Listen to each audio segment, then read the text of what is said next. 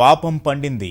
నెత్తుటి క్రీడతో రాక్షసానందం పొందిన ముష్కరులకు తగిన శిక్ష పడింది. బాంబు పేలుళ్లతో భయోత్పాతం సృష్టించిన కిరాతకులకు ఉరేసరంటూ ఎన్ఐఏ ప్రత్యేక న్యాయస్థానం తీర్పు వెలువరించింది. దిల్సుఖ్ నగర్ జంట పేలుళ్లకు పాల్పడిన అసదుల్లా అఖ్తర్, వకాస్, తెహసీన్ అఖ్తర్, యాసిన్ భత్కల్, ఐజాక్ షేక్కు న్యాయస్థానం మరణ శాసనం లిఖించింది. అమాయకుల ప్రాణాలతో చెలగాటమాడినందుకు ఉరిశిక్షే సరైనదని ఎన్ఐఏ కోర్టు స్పష్టం చేసింది. 19 మందిని పొట్టనబెట్టుకుని 130 మందిని గాయపరిచిన ముష్కరులకు జీవించే హక్కే లేదని న్యాయస్థానం నిర్ణయించింది. దాదాపు 3.5 ఏళ్లుగా సాగిన దిల్సుఖ్ నగర్ జంట పేలుళ్ల కేసులో 157 మంది సాక్షుల వాంగ్మూలాలను జాతీయ దర్యాప్తు సంస్థ ఎన్ఐఏ నమోదు చేసింది. 486 దస్త్రాలు, 173 వస్తువుల ఆధారాలుగా న్యాయస్థానానికి సమర్పించింది. వీటన్నిటినీ పరిగణలోకి తీసుకున్న న్యాయస్థానం నిందితులపై హత్యాయత్నం, కుట్ర అభియోగాలతో పాటు పేలుడు పదార్థాల చట్టం, అసాంఘిక కార్యకలాపాల చట్టం ప్రకారం విచారించింది.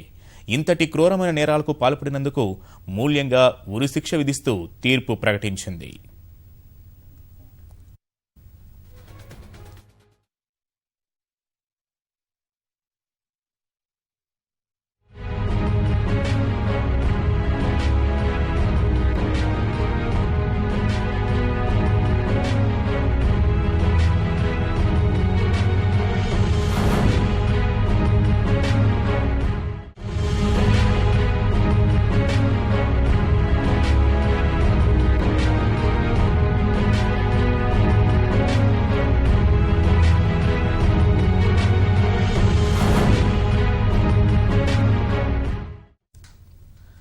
మూడేళ్ల పాటు జరిగిన దిల్సుఖ్ నగర్ జంట పేలుళ్ల కేసు విచారణ క్రమాన్ని ఒకసారి పరిశీలిద్దాం.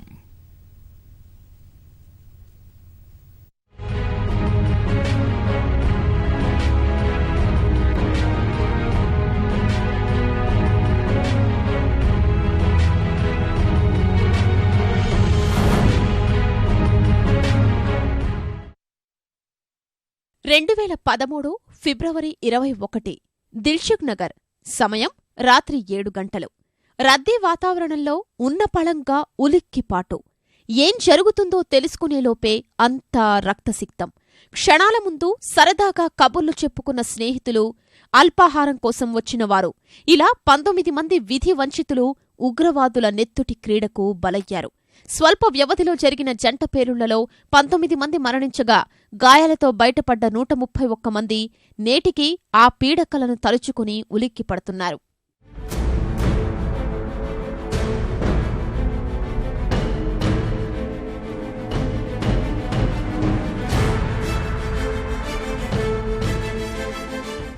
మొదట ముష్కరుల మారణహోమం మొదలైంది వెంకటాద్రి థియేటర్ ముందున్న బస్టాప్లో.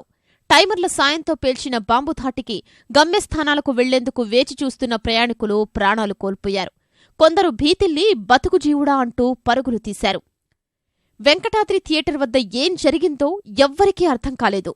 ఈలోపే కూతవేటు దూరంలో ఉన్న ఆనంద్ టిఫిన్ సెంటర్ ముందు మరో నెత్తుటి కాండ. ముష్కరులు అమర్చిన రెండో బాంబు పేలింది. రక్తం చిందింది. క్షణాల్లో కొందరు మాంసపు ముద్దలా మిగలగా, ఇంకొందరు కొన ఊపిరితో కొట్టుమిట్టాడుతూ కన్నుమూశారు.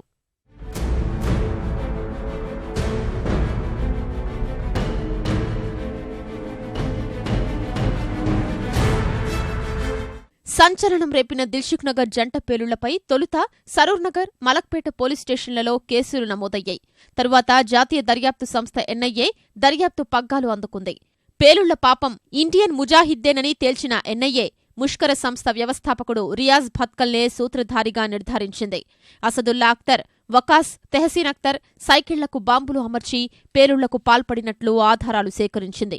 పేలుళ్లు జరిగిన దుకాణం వద్దనున్న సీసీ కెమెరాల్లోని దృశ్యాల్ని సమర్పించింది.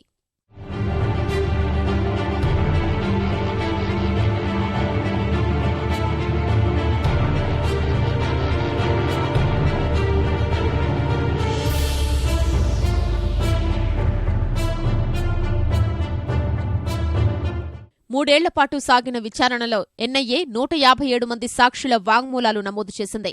486 దస్త్రాలు, రికార్డులు, 173 పరికరాలు, వస్తువుల్ని ఎన్ఐఏ ప్రత్యేక న్యాయస్థానానికి సమర్పించింది. యాసిన్ భత్కల్, ఐజాజ్ షేక్ కుట్రలో కీలక పాత్ర పోషించినట్లు పేర్కొంది. 6 నిందితులపై హత్యాయత్నం, కుట్ర అభియోగాలు మోపింది. కేసు విచారణలో ఆటంకాలు ఎదురైనా ఎన్ఐఏ వ్యూహాత్మకంగా వ్యవహరించి కేసును కొలిక్కి తెచ్చింది. విచారణకు హాజరయ్యే క్రమంలో నిందితులు పారిపోయే ప్రమాదముందన్న నిఘా వర్గాల హెచ్చరికతో నిందితులు స్కైప్ ద్వారా కోర్టులో జరిగే వాదనలు వినేలా ఎన్ఐఏ ఏర్పాట్లు చేసింది. అంతిమంగా 6గురిపై ఎన్ఐఏ నమోదు చేసిన నేరాభియోగాల్ని ప్రత్యేక న్యాయస్థానం ఆమోదించింది. పేలుళ్ల కుట్రలో 6 ముష్కరులకు సంబంధముందని తేల్చింది.